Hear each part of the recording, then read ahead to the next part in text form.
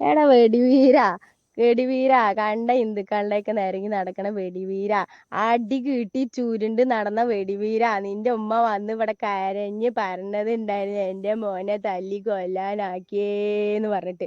എടാ വെടിവീരാ, നീയാണ് വെടിവീരൻ.